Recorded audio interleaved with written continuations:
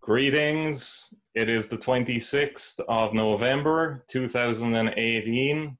I am CB Ahern. This is the Social Dynamics Podcast. And today, a very special guest for you, James Corbett of the Corbett Report. That is corbettreport.com. I'm honored to have you as a guest, James. I've been a listener of yours for over 10 years and have learned a lot from you and your work, and you've had a very positive impact on my intellectual development. Well, I'm very glad to hear that. I'm very glad to be here today because I always love to see new people getting into this podcasting arena. So I'm looking forward to seeing what you put out there. We have a lot of interesting developments happening in the Western world as it declines.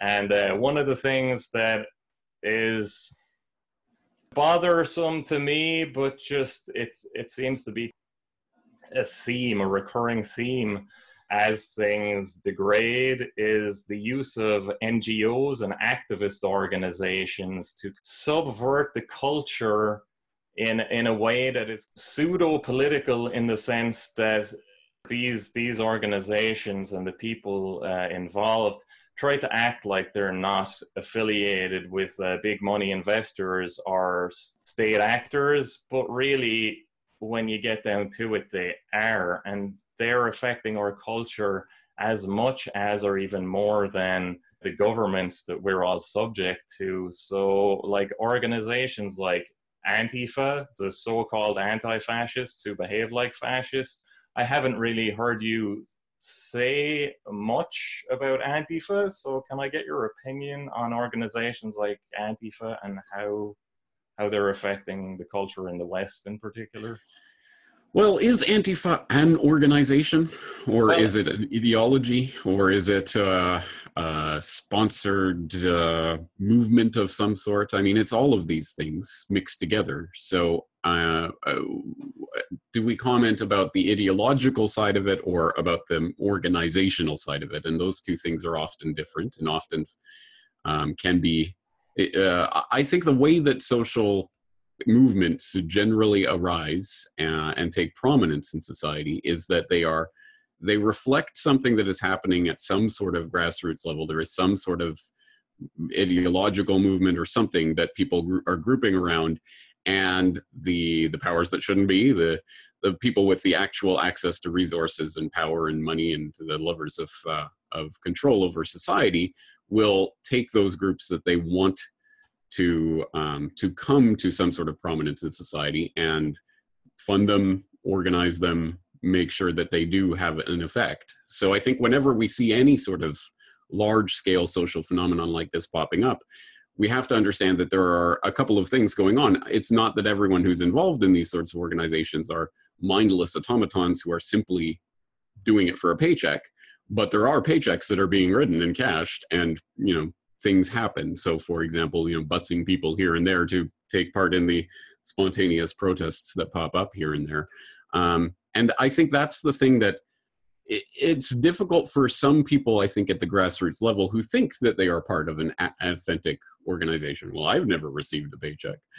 To not understand that there are people who are helping certain things go along. So when something like Antifa comes to prominence, and now it is a household word, whereas even a couple of years ago, no one had heard of this, or, no one in the mainstream world had ever heard of this. What's Antifa? What is this? How do you pronounce it?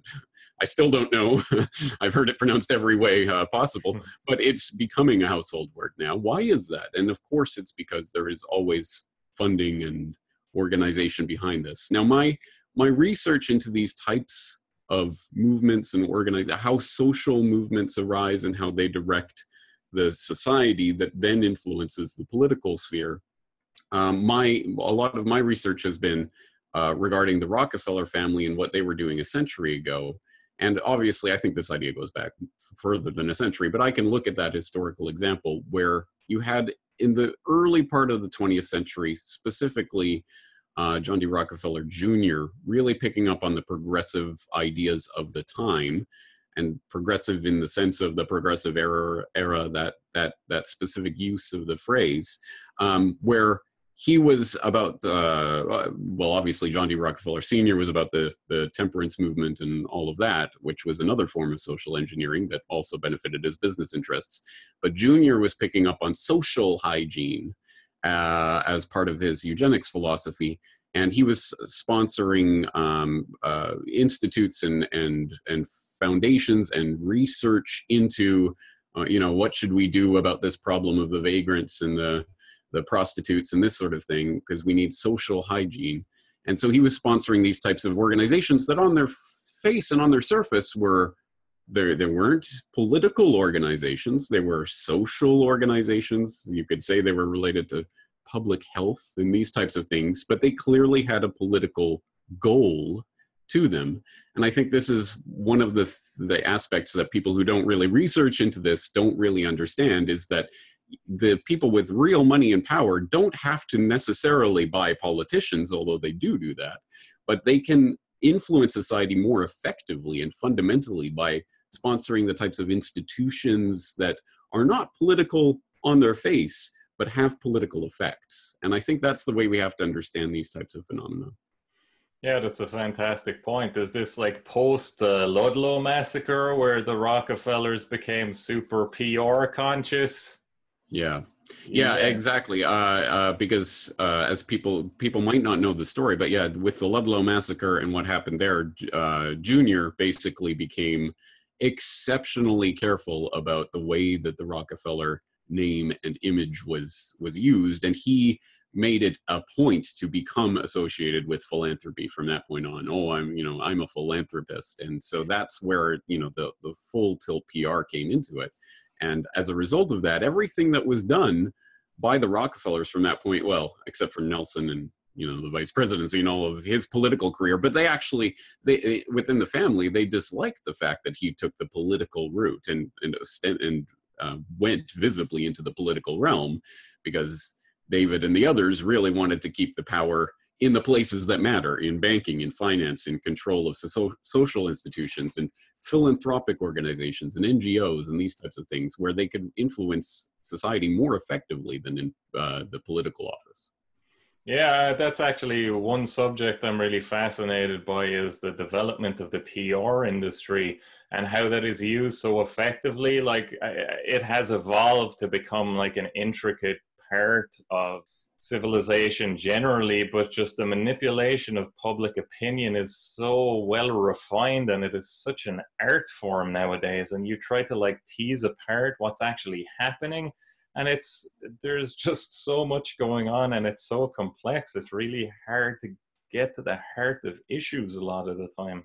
You feel similarly? Yeah, this is the point of what intelligence agencies do and how they operate. This is the point of misinformation and disinformation and muddying the waters 18,000 ways from Sunday, so that there's no possible way to get a handle on the truth, because there's so many different things going on.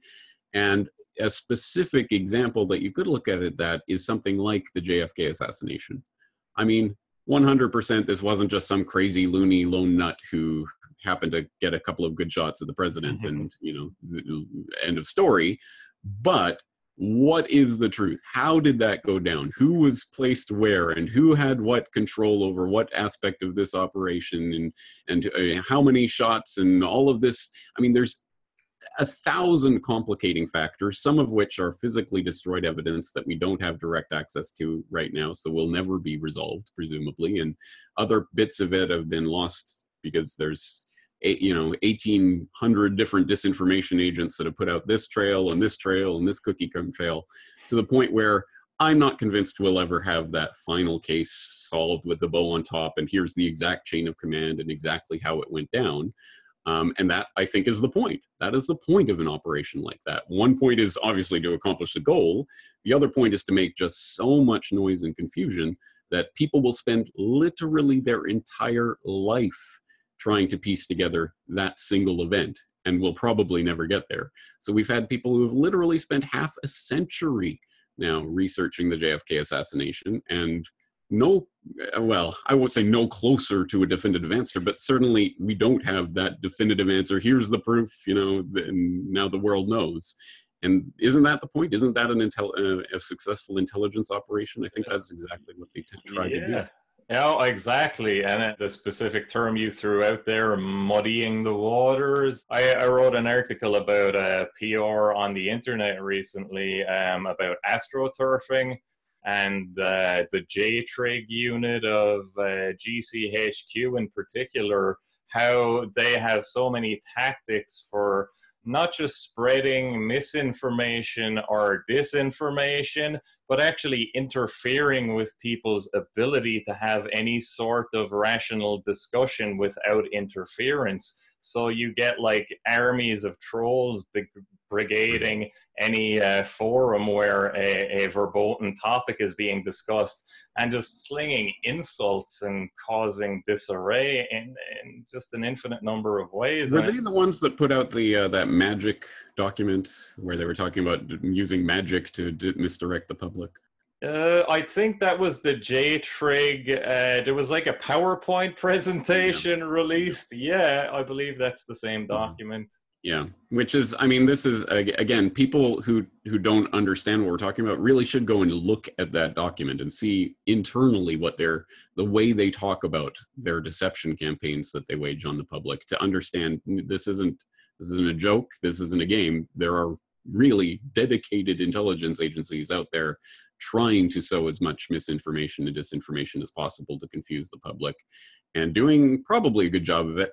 And the most worrying part of this is that, I don't know even at this point, but at some point in the future, the idea that you're talking to real human beings is, as opposed to bots, at some point, I mean, the first big full-scale implementation of AI or something approaching AI, I'm sure, will be the bot armies to make the appearance of social trends and things like that. And once that starts to enter the fray and people are being directed by completely fabricated armies of bots that are directing society this way and that, it's going to be nightmarish, absolutely nightmarish, which is why it's probably a good idea to get off the social media bandwagon now. But that's just my... Yeah, no, that is a fairly vital point that I didn't really give much consideration to myself, because I've been thinking about these things a lot recently, and I was going to ask you, like, how are you supposed to combat all these endlessly well-funded, incredibly, what's the word I'm looking for, like ingenuity, like people with endless ingenuity, endless funding. How do you combat all their dirty tricks online and actually overcome any of that? I think the thing to understand, one of the fundamental insights of all of this is, it truly is awesome in the real sense of that word, not awesome, but awe-inspiring, to really step back and look at the extent of the propaganda system that's been erected, the billions upon billions, at least, of dollars that are spent every year trying so desperately to influence public opinion and direct public opinion this way and that, and to influence your mind and the way that you perceive the world. That incredible vast scale of operation would not be conducted unless it mattered what you think, unless it mattered the way that you perceive the world. They're not doing this just because they can or just because they want to feel like it. They're doing it because it matters how you perceive the world, how you go about interacting with other people, what you believe, and the way that you enact those beliefs in your daily life. As Edward Bernays said in Propaganda, it is the organized habits and opinions of society that is really the ultimate goal of this. They want to take your organized habits and opinions and make sure that they have a lock on that. And everything else will follow from that. Everything politically and financially and everything can follow from that once they have the public's organized habits and opinions locked down. And that's why, at the end of the day, there's nothing that any one of us is going to do to dismantle this bajillion-dollar operation that's going on levels we can barely even dimly comprehend. There's nothing we can do about that. But we can at least safeguard or attempt to safeguard our own consciousness by not letting that propaganda in, or at least not letting it in as easily, And one of the things that I am more and more disturbed about is how easily we are letting the technology that we are now, all of us that I know are carrying around little surveillance devices and constantly checking our social media feeds and constantly getting information 24/7 pumped directly into our brain without putting a brake on this process and thinking, even 10, 20 years ago, I didn't have this little surveillance device in my pocket. I actually would sit down and read a book. I would go and talk to friends. I would interact with the world more than I am doing now. And what are we giving up when we just take this technology on board unquestioningly? Now, what's the answer to that? People are going to say, yeah, but you can't interact, you can't live in today's world without this technology, James. And to a certain extent, yeah, I'm sitting here with all this technology around me. We're using it to communicate right now. So I think there is some kind of compromise that pretty much everyone is making with this at this point. But how much? And are you doing that consciously, or are you doing it unconsciously? And those are the real questions. I'm not saying that there's a silver bullet answer here, but it's at least something we have to start thinking about. To what extent, how do we use the technology, or is the technology using us? Because that's the fundamental level at which we combat this, or at least start to combat this, is by not literally buying into the system, by paying the corporations for the privilege of letting them propagandize and surveil us at the same time.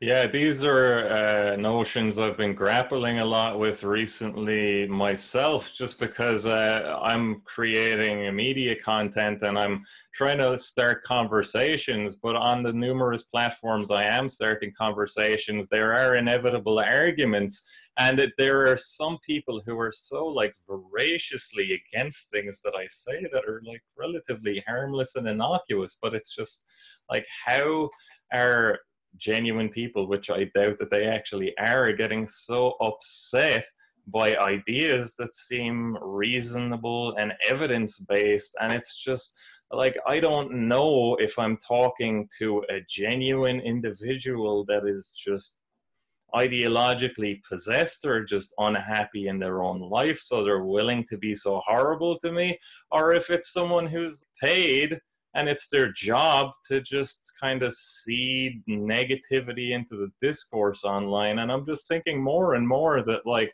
reaching people online is a less viable or trustworthy approach than trying to reach people in person and in the real world, and trying to start conversations by, you know, street action and trying to engage individuals on a personal level.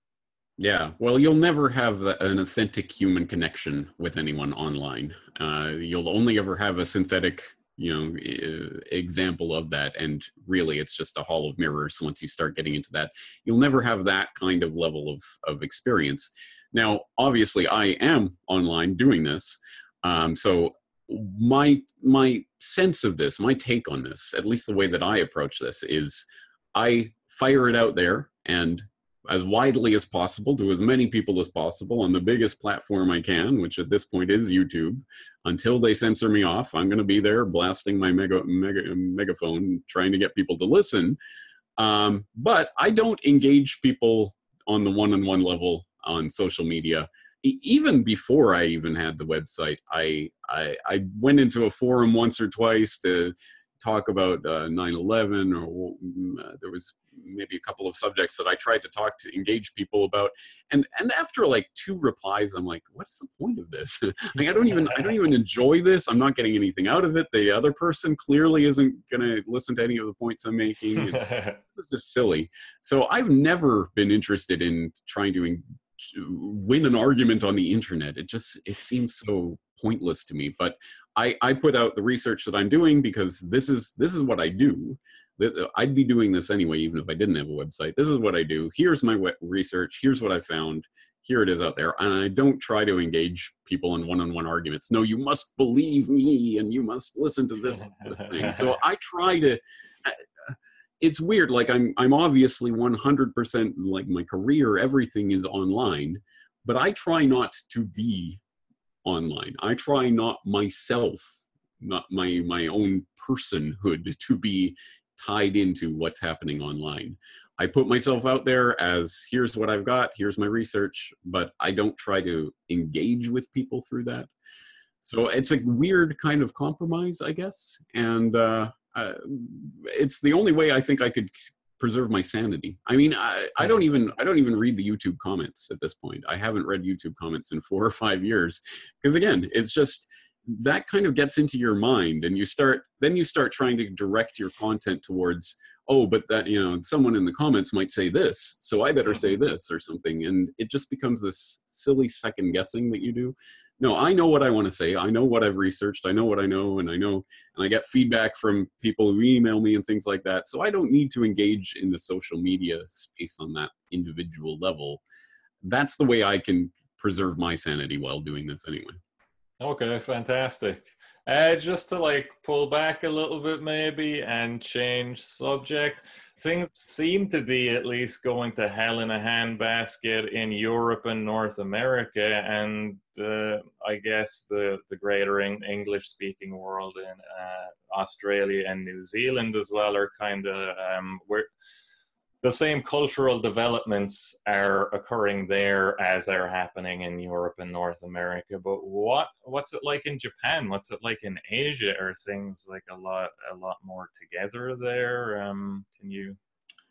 Well, let's use this for a moment of reflection to step back. And I would invite everyone who listens to this conversation to think, if you were not online, if you were not talking about the media, what you're watching on the news, on TV or online or anything like that, but actual experiences that you have in the real world interacting with real human beings, do you see the same types of big developments and arguments and everything that you see through that mediated reality? Because here's my experience on this. If I'm in Japan, other than what I'm doing here online and the things that I'm reading and researching and things online, if I were to go outside and interact, none of this would even be in my consciousness. I wouldn't know about SJW and Antifa and postmodern neo-Marxism and the rise of ethno-nationalism and populism and all this stuff. None of that, zero of that would be in my consciousness from my daily interactions with the human beings around me.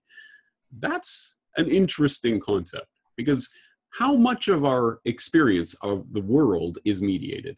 Now, that's not to say that we can or should live an unmediated existence and just go completely off of any sort of media. No, we live in a greater society, in a world where there's all sorts of events happening that we can't experience directly. So we do need to stay informed about what's going on around us. But to what extent do we allow that to shape our view of what the world is? So I guess my first level of answer to your question is, I don't see or experience any of these issues whatsoever in my daily life here in Japan with anyone around me.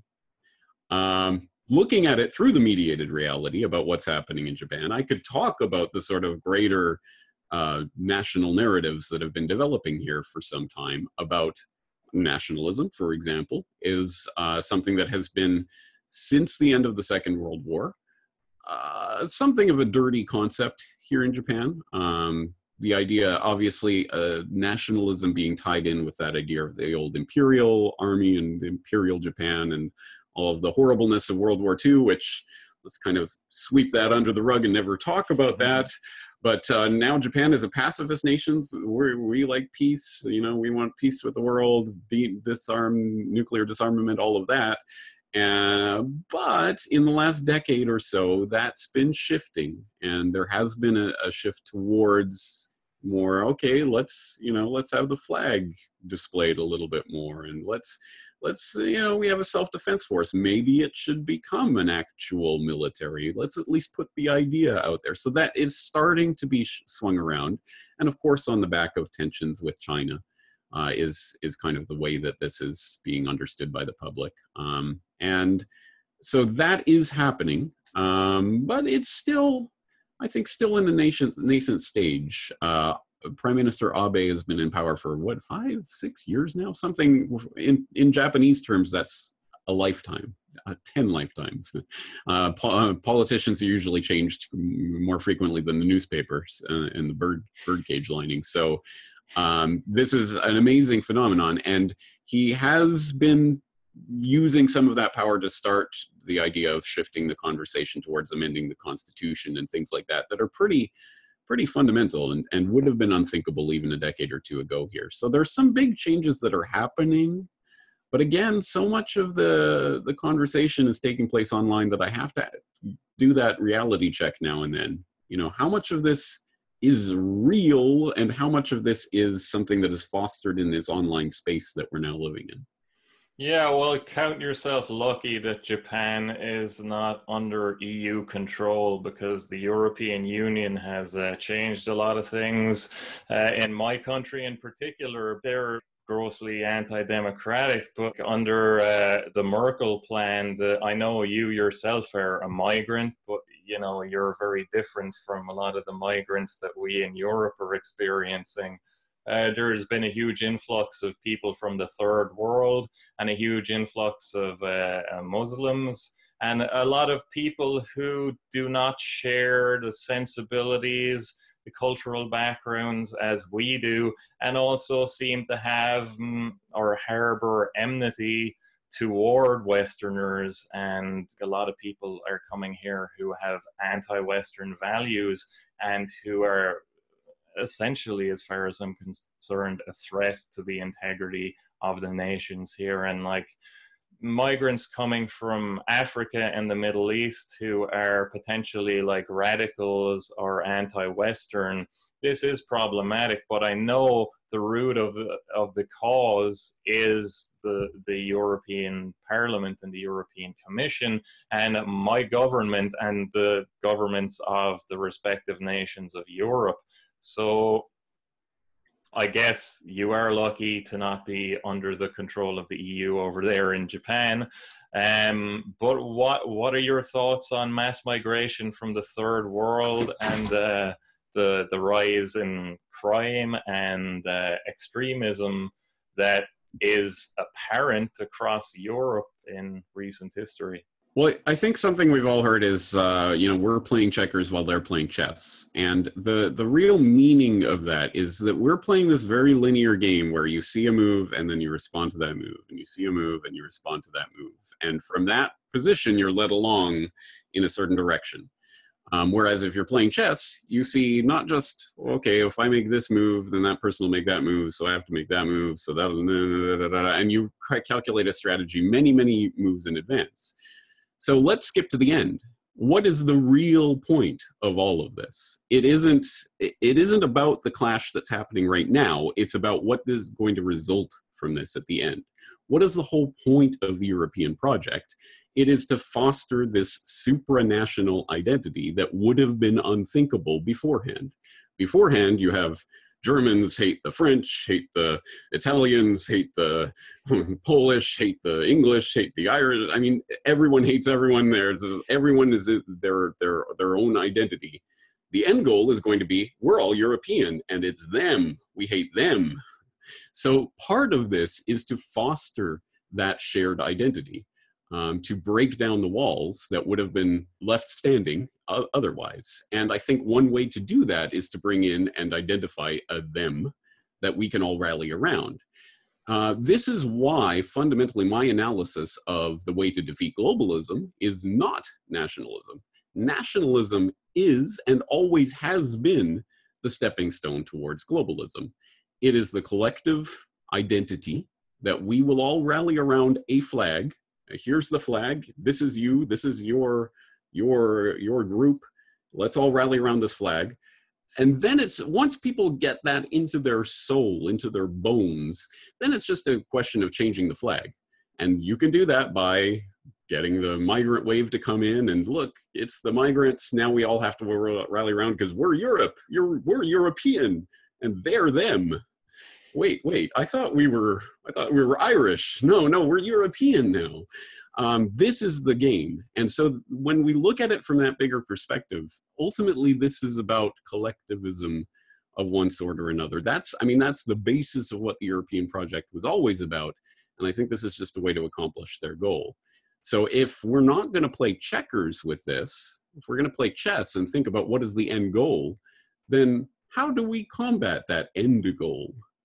If we're engaged in this struggle now where it's us, the Europeans, against them, the migrants, what is the ultimate logic of that? It is going to be the creation of that European superstate, or the empowering of that idea. So how do you combat that? You have to address the fundamental question of collectivism itself. And how do you go about that? Again, I don't think I have the silver bullet for that, but I think we at least have to start thinking about that aspect of the issue, because otherwise we're just responding to the stimulus that's put in front of us. And that's the way that we get led along towards the end goal that they wanted in the first place. Those are solid points, James. One thing, though, the way that Europe is developing is increasingly like they're moving towards like militarism. And I think the people in charge of the European Union are real power-hungry individuals like Emmanuel Macron, who has ties to the Rothschild dynasty, and he is one of the new power players in Europe. And they seem to be wanting to broaden the borders of Europe beyond Europe. And I think one of the reasons that migration from Africa in particular is something that they are encouraging and bringing into being is because Africa is like untapped potential as far as military power. And I feel European leaders are trying to tap into that and take advantage of the 1.2 plus billion people in Africa who are like located conveniently right next to Europe. And these power hungry individuals see that as an opportunity to like unify Europe with Africa to be the world power eventually. Because if Europe builds a pan-European military and is able to align itself with Africa and politic in such a way that Africa shuts out other investors, or largely does so, then that will potentially set Europe up as the most powerful world military. So that's just a bit of a kind of I've written about the EU super army idea before and how they are prepping that concept. And one of the stepping stones towards that is the unification of various border agencies of various governments under, I think it's Frontex, is that what it's called? The European Shared Border Defense Agency, whatever, that's being prepped as sort of the first line towards building up that EU super army. And I think that's the way that will be introduced, that concept. And I certainly there is the French colonial connection to Africa, which has been why France has been so heavily involved in North Africa over the last several years, and Libya and all that debacle, heavily tied into what France was doing there. And exactly, in a EU superstate with an EU super army, whatever France and or Germany wants is ultimately the way that that's going to be directed. So there's definitely going to be more connection in that. And Africa is certainly a battlefield. It has been for centuries, really, but it certainly is shaping up to be in the 21st century as well, in terms of the access to resources and raw materials specifically, maybe more so than the population itself. And that there is, as I say, there's the French connection, to use that phrase, involved with certainly in Northern Africa. That's also where the US and China are playing out a sort of proxy war right now, with regards to access to Africa and African resources that I've written about as well. So there's all of that stewing around. And yes, the idea of the rise of this EU supranational force with an army, basically becoming the state that the EU planners always wanted it to be, as a rival superpower to the US and or China and or whoever else, is I think where we are heading towards. But that game is also being played. One of the things I think the US has always tried to do is to be on the side of supporting the rise of the EU. But a Britain separate from the EU has actually been part of that plan, I think, to play off those powers against each other, so that the US can be on top, the way the British used to always play the second strongest power on the continent versus the strongest power, so that no one could ever arise to beat them. I think that's the way Uncle Sam politics plays as well. And all of that is all playing out at the two-dimensional level, where I often talk there's the third dimensional level, where at the very top, none of the people with real access to power and resources, you mentioned the Rothschilds, there are other families and groups and bankers and who have you, who are in real positions of power, don't care at all about nations or nation states or nationality. They're playing the bigger game for control of the entire globe, hence globalism. And so EU, US, China, who cares who's in the driver's seat as long as we are the ones in the back seat telling the driver what to do. And I think that's the ultimate way we have to understand this at our level, because again, we can get wrapped up in national politics and the 2D chessboard without seeing, no, they're the politicians. The Macron is not in charge of what's going on in France or the EU. There are people above him. And if we don't understand that concept, then all is lost, I think. Yeah, exactly. I see on that point, George Soros having a huge part in the development of Europe socioculturally. I mean, it was even one of the Open Societies foundations that was responsible for the Merkel plan, which is like the blueprint for mass migration into Europe from outside of Europe. And I was just wondering, because I found out about George Soros from your podcasts and your work, and recently I've been fascinated by him because I find all these connections everywhere I look. There is just a lot of ugly stuff going on that he seems to have a hand in all the time. I mean, we talked about Antifa earlier. His Open Societies foundations have been shown to be funding Antifa. And as well, in South America, he's funding Marxist guerrillas in Colombia. I think he was funding FARC and other groups. And even in South Africa, he was funding Marxist guerrilla groups as well, who recently he supported whoever replaced Jacob Zuma. I don't recall exactly, but he was funding these people and their Marxist guerrillas. And he seems to be one of the people you mentioned, like cultural Marxism earlier. I wonder actually what I said neo-Marxism. Oh, neo-Marxism, pardon me. But to bring up the topic of Marxism generally, or like cultural Marxism, or however you want to address the term, I'd like to get your point of view on the push from globalists to it seems to be they want to initiate the New World Order under kind of socialistic ideology, and I see a lot of efforts all over the world that seem to be evidence of this. Can I get your point of view on that? Yeah, well, I will direct people to the work of Anthony Sutton, who was a great researcher and a real thorough academic historian who got kind of exiled from academia because he went into places that he wasn't supposed to go. But yes, I mean, the sort of one-sentence summary would be that essentially the financiers and the people who really pull the strings want to erect a one-world socialist government. And it's not because they themselves believe in any of the sort of socialist ideals or rhetoric or anything of that. It's just because that is the way to fundamentally control and contain the system and eliminate all their competition, which is ultimately what it's about, which is what solves that seeming paradox. Why would these bankers and capitalists and industrialists and people who had made their wealth in the capitalist system want to merge with this socialist system and to create this socialist government over the whole world? It doesn't make sense. It doesn't compute with my ideology, but that's only because we're only seeing it from that perspective where we have this capitalism and socialism and they war and one of them will win and it's the socialists. So obviously all the bankers didn't want that. No, the bankers have been, as Anthony Sutton pointed out in his books, Wall Street funded the Bolsheviks, Wall Street funded the rise of the Nazis, Wall Street funded FDR and the New Deal. All forms of collectivist socialist organization, national socialist, international socialist, is all good to the bankers because, again, it eliminates competition.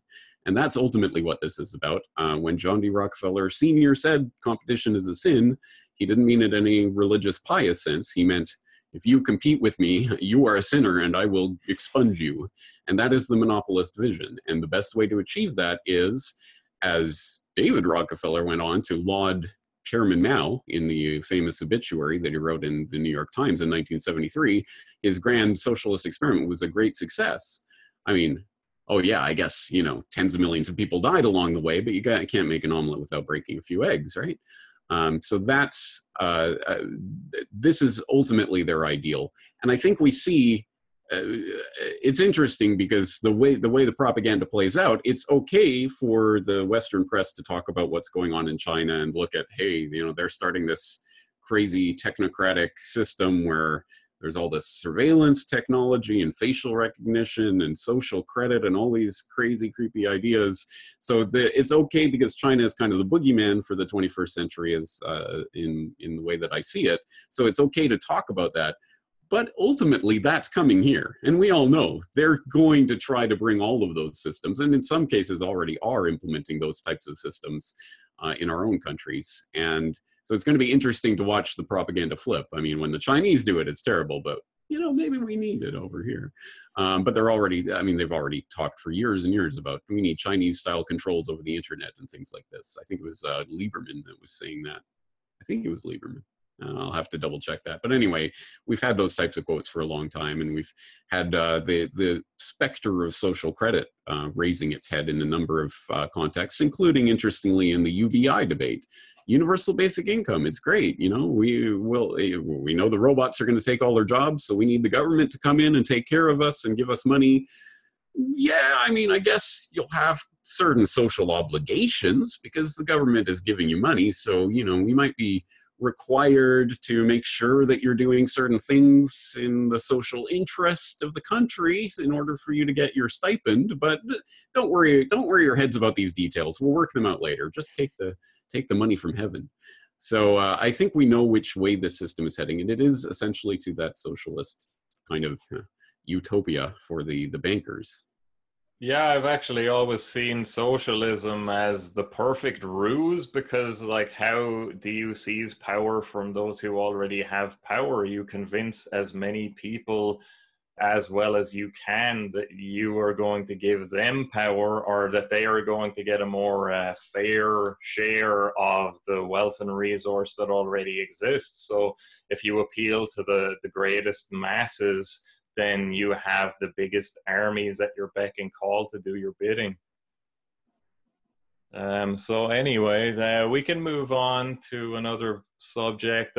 Something that is another concern to me as a European is Islam and radical Islam. And I know radical Islam has been used by Western intelligence agencies and militaries to great effect in regions across the world. And I remember in 2011 when I was in the hospital, I was listening to one of your podcasts, and you were talking about the CIA funding rebels somewhere outside of Syria. And years later, it developed into ISIS. And I remembered in 2011, you were talking about that those groups who eventually developed into ISIS, and they were being supported and funded and trained by Western intelligence agents. Well, yeah, of course. Yeah, it didn't start in Libya, but that certain strain of it, that was fostered in Libya, and then they transported them over to Syria. And that was part of what Benghazi was all about, was the CIA was running weapons ops, weapons running out of Libya into Syria at that time. Which was the big cover-up, and they couldn't really tell the truth about what happened in Benghazi. So for people who actually study history, real history, none of this is surprising. That's kind of the worst part about this, is that you can see it happening as it's happening, and you know what's happening, and you know the intelligence agencies are running their op here, and they're moving the pieces to another piece of the chessboard, and you can tell people about it till they're blue in the face, but again, it'll be conspiracy theory until it is confirmed conspiracy fact, and then it's just like, well, yeah, but they have to do that, right? Yeah, the CIA-funded operatives in Syria are fighting against the State Department-funded operatives in Syria in this Islamic internal war that's going on, but that's just business as usual, and they have to do that. It was a good thing, Obama must have been good because he was the Peace Prize president. I mean, come on. It's exceptionally frustrating. But it raises, I think, the real question here, which is, so we know that the most radical elements of Islam have been fostered, funded, coaxed along, helped with explicit U.S. and British State Department and Foreign Office financing, going back a century. We can look at the development of Saudi Arabia. Where did this come from? This wasn't an organic monarchy that just sprung from the Saudi soil. No, this was a family that was placed in its position as autodidactic,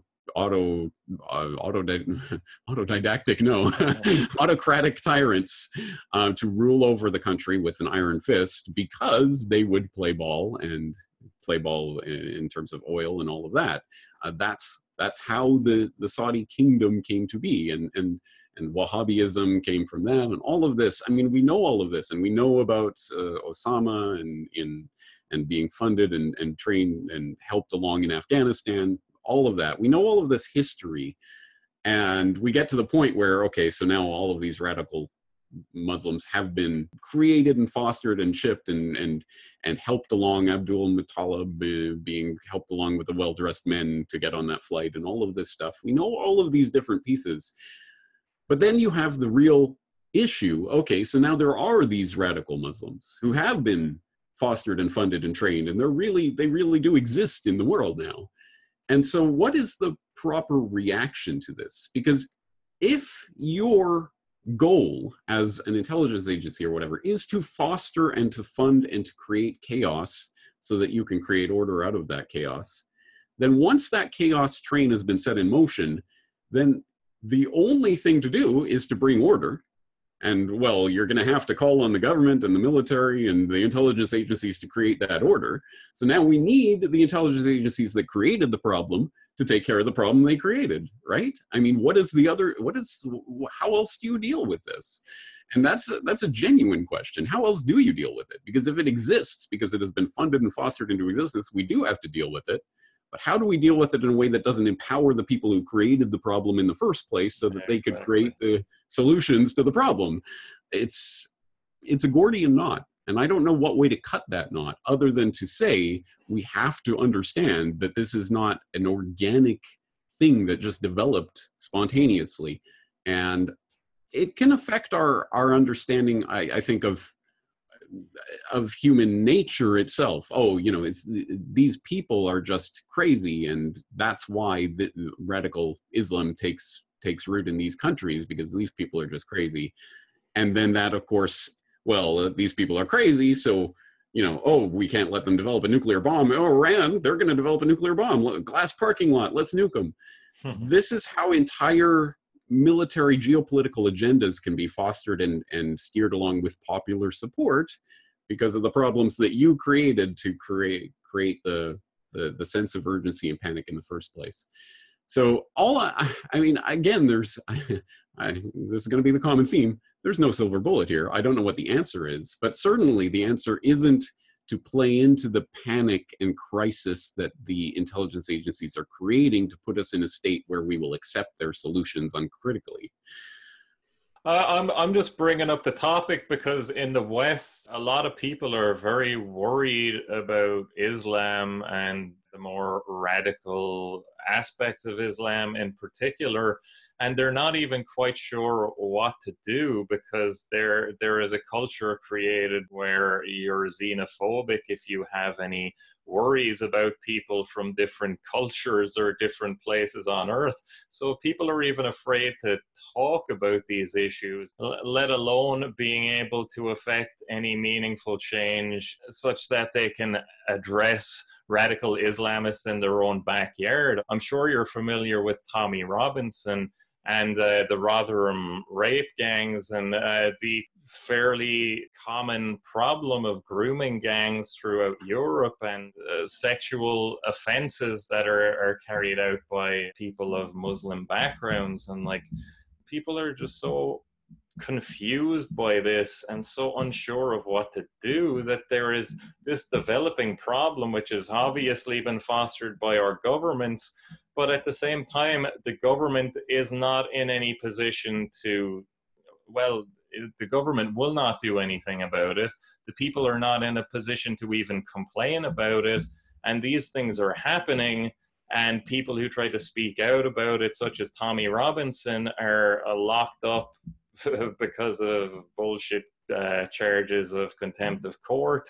And there's just a whole lot of anxiety, basically, and people are unsure how to address the problem.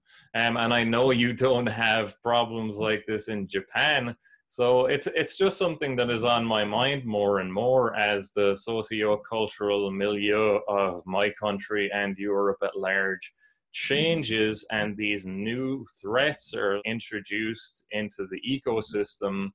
A lot of people are wondering, what can they do? I mean, do we all have to move to Asia to escape this and just abandon our governments and leave them with the new arrivals? Or is there any, well, I won't say silver bullet because you've already said there's no silver bullet, but are there any reasonable or pragmatic approaches to dealing with such problems that you can think of? Yeah, vote harder. Yeah, that's always the solution, isn't it? Well, yeah, you just vote for someone who's going to promise you to stop the problem, right? Which is why populism is taking off. I mean, that's explicitly, there's no doubt about it. Why it's taking off in Europe and America and elsewhere is because, well, these politicians at least start talking about they're going to start doing something about this migration problem. That's clearly a problem. We can't do this. Why isn't a politician doing about it? Oh, he says he's gonna do something about it. Let's vote for him. So this isn't rocket science. This is why the populist movement is taking place. But of course, I'm an anarchist, and I don't care about governments and what they say they're going to do, and they never actually do what they say they're going to do. So I don't see that as the fundamental solution to this problem. The solution is going to be at a more fundamental level. And again, I don't know. Vigilante street justice has a way of turning very bad very quickly if it gets out of control.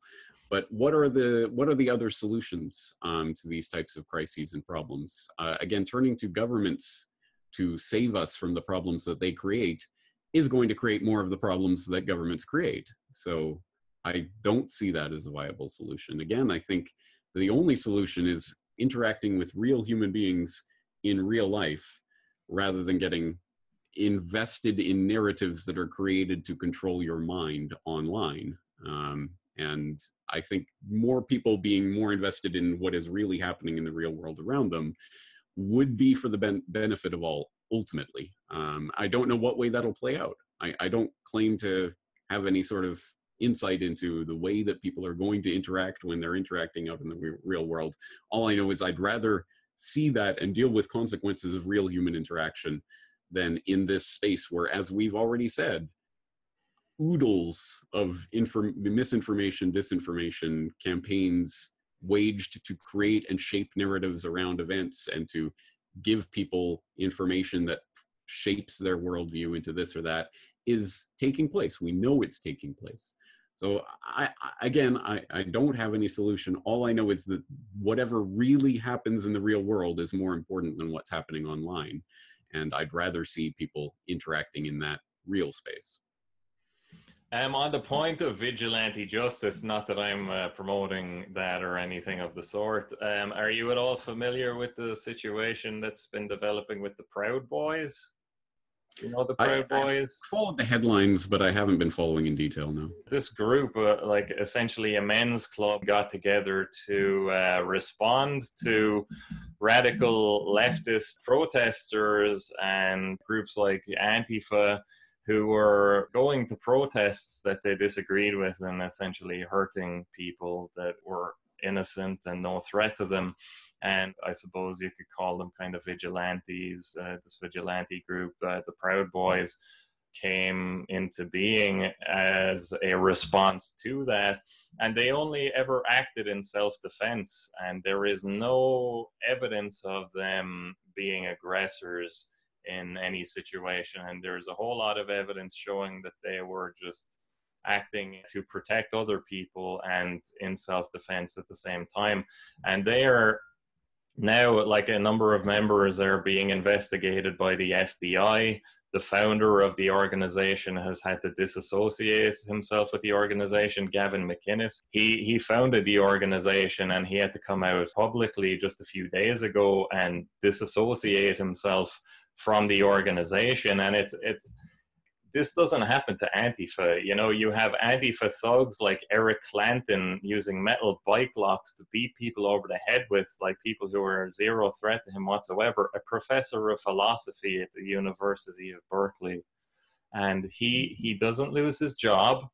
He gets a suspended sentence. He gets probation or something, and he doesn't have to do any time. He doesn't have to suffer any repercussions, and yet a group of individuals who are protecting themselves and those close to them who are fighting Antifa, they're under investigation from the FBI. So there's incredible unfairness. There is no opportunity for individuals to do anything about the progression of the agenda of people like George Soros and the cronies that seem to work for him. I mean, the Antifa to me seem like Nazi brown shirts with slightly different political leanings.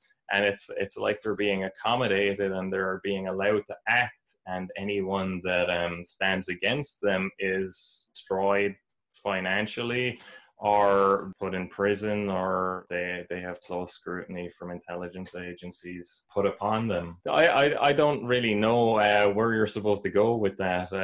If you have anything to add there. No. Well, I'll have to take your word for that. As I say, I haven't really looked into the Proud Boys thing. I've just read the headlines, but yeah, it's interesting the way that there are certain things that are clearly shielded and fostered in society and allowed, and certain things that are instantly bannable offenses on all social media and get you fired from your job. And the discrepancy between that is what motivates a lot of people in certain political directions. And my mind, always looking at the meta level, will say, well, knowing that it's a perfectly predictable result that fostering this type of thinking and ideology will create this reaction, knowing that that is a perfectly understandable, predictable result of this, I wonder if people in positions of social engineering control might understand that and thus foster this in order to create that.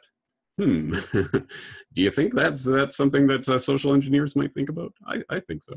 Yeah, that's definitely a possibility. And before we move on from the subject matter that we've been talking about the past 10 minutes or so, do you have any point of view on Tommy Robinson and his story and what's been happening? Again, I didn't follow that at all, so I don't know the specifics of the case. I can't really comment on that. Okay. All I know is that, I've heard about the Rotherham case and what was going on there, and obviously travesty of justice on every level.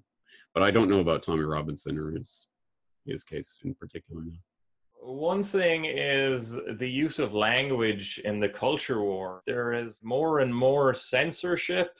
There is more and more restriction of allowable subject matter. And you yourself have even been targeted by Mother Jones recently and been labeled a white supremacist because of your documentary on the Federal Reserve. I don't see the connection there. No. White supremacist who lives in Japan with his Japanese family. Yeah, you know, exactly. That white supremacist gag, right? Oh, that's hilarious. I was just wondering what your sentiments are on the manipulative use of language and use of defamation tactics on people, and the deplatforming and defunding that seems to be ramping up more and more. Yeah. Well, I mean, clearly this is the censorship agenda for the 21st century. It's to corral everyone onto this online discussion, convince them that social media is the only place that you can exist in the world, and then to censor those opinions off of social media that are political wrongthink. So that, I mean, that's the ultimate way that this plays out. Again, unless we step back and perhaps don't put ourselves quite so willingly into the social media matrix as the only viable thing. It is the public square these days. Well, no, it doesn't have to be. It only is because you want it to be. But yeah, having said that, this is clearly the way censorship is going. And again, the only real solution to this is decentralization, peer-to-peer platforms. The way the internet was actually built, the way it was meant to be used, rather than what it has become, which is everyone, let's congregate on these controlled platforms by a handful of corporations that are in Silicon Valley with ties back to the intelligence agencies. What could go wrong? Everything could go wrong, of course, and it is going wrong, which is why we need to move towards the decentralized web. There are many, many, many, many ideas coming online for how to move towards a more decentralized web, like Beaker browser and all these things that are coming on, where literally there will be no corporate middlemen between you and the people you're communicating with if we move towards those decentralized platforms. But does anyone feel the motivation to do that? Or would they rather get the government to come in and take over Twitter and Facebook and give everyone an account? Oh, please give me an account on Facebook. That should be in the Constitution. I need one. Unfortunately, it's the chess versus checkers, and it's people looking at this problem and only thinking of it in the predefined way that we're supposed to think about it. Facebook and Twitter and Instagram and Snapchat and whatever is the universe of media. And so we have to be allowed access to those controlled platforms. Please, can we have more gruel rather than creating our own alternatives? And that's ultimately what this is going to be about. And so, yes, I mean, the solution to free speech is more free speech. The solution to censorship is decentralization. That's ultimately what this is about. And that's, I mean, ultimately, if the only thing that I can do is to get people thinking more towards decentralization and peer-to-peer interaction, then that will have been worth it in and of itself. Because again, at the end of the day, whatever I say on whatever subject, yeah, I mean, take it, leave it. This is good research. You don't agree with this, whatever, that's fine. But the ultimate point is that we can have that conversation, because without that ability, then we're completely lost as a society. One final point on the topic of decentralization. Cryptocurrency is obviously an incredibly viable alternative to the financial system that's run by the banking elites. But recently, there has been a huge market crash. I mean, at the start of the year, it was like worth eight or nine times what it's worth now, the entire market cap of the cryptocurrency sphere. And that has just gone to the dogs, essentially. What do you make of that? I think it was controlled manipulation, or just manipulation by wealthy investors to make a viable alternative to the banking system look bad by building up all that value, and then everybody's got all this hype and is investing their money in it, and then you crash it, and everybody from there on out has no faith in crypto. Right. Yeah. Well, that's one aspect of that. That's one way of looking at it. But then again, think of this conversation in 2015, say, you know, Bitcoin crashed. It's gone down. It's lost so much of its value. Really? What's it at? $4,000. $4,000? Are you kidding me? I mean, even a few years ago, the idea that Bitcoin would ever be $4,000, people would be like, never. It will never get that high. And now it's like, oh, it's crashed. It's only worth $4,000. So we have to keep those types of things in perspective. But ultimately, this isn't about the dollar value of Bitcoin or any other cryptocurrency. If it is about the dollar value, then people are already thinking in the wrong paradigm. Because the entire point of cryptocurrency, literally written into the Bitcoin white paper, is that this was a response to the financial fiasco of 2008, 2009, and the banker bailouts and all of that. No, we don't want to participate in that system anymore.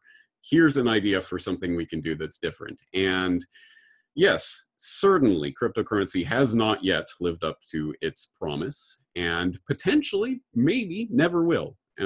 Again, that's still an open question. That is, the history is being written as we speak, and we'll see if that's true or not. The real problem is adoption, wide-scale mass adoption and use of this cryptocurrency as cryptocurrency, not as a government sanctioned and approved. And if you, dot your I's and cross your T's on your tax returns and do it the proper way and say your Hail Marys to the government when you do it, then you are allowed to use it.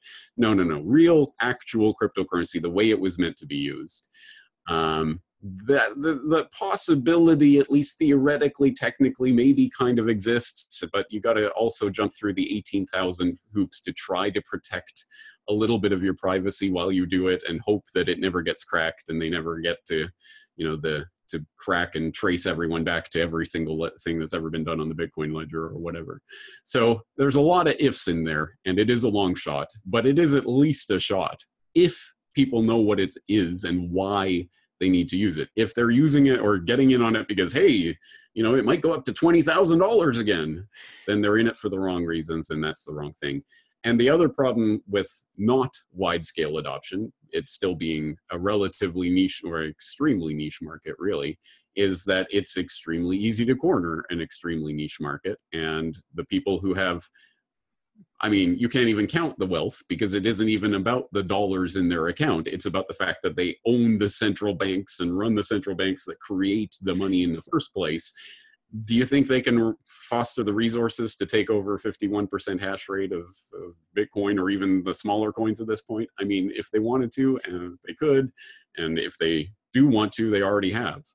That's the problem, really, with this. So again, the idea, there's something there. There is an idea there.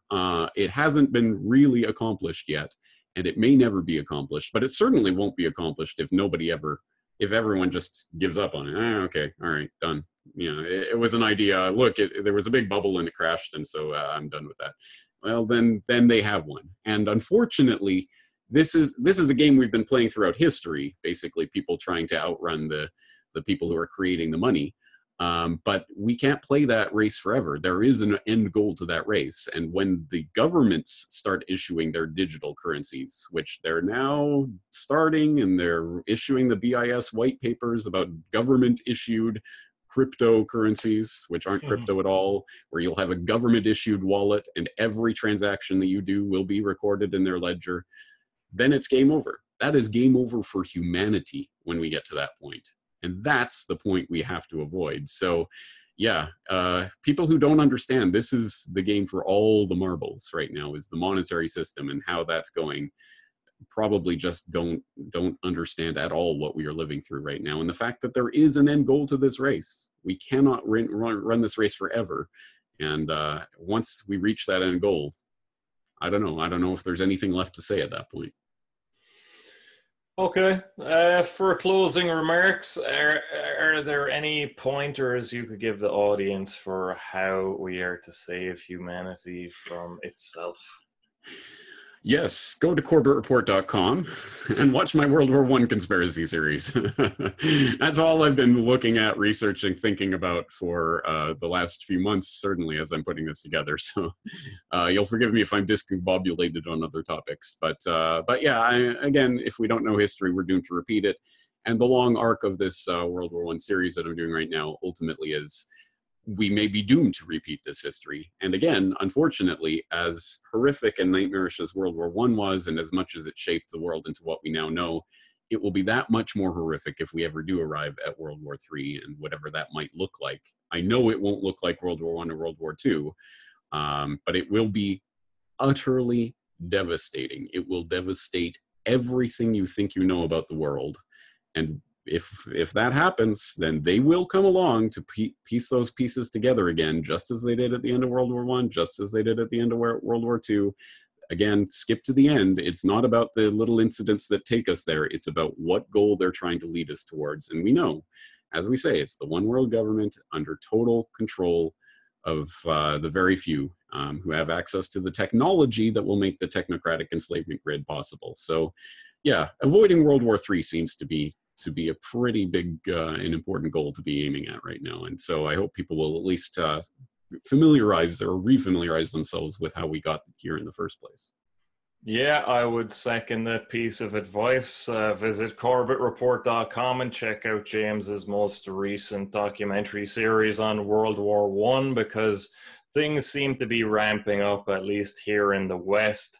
And the more aware we are of how history has brought about the greatest catastrophes this species has ever faced, the more prepared we will be for the prevention of future atrocities, future wars, and future catastrophes. So, on that note, James, it has been an absolute pleasure. I thank you most humbly for your time.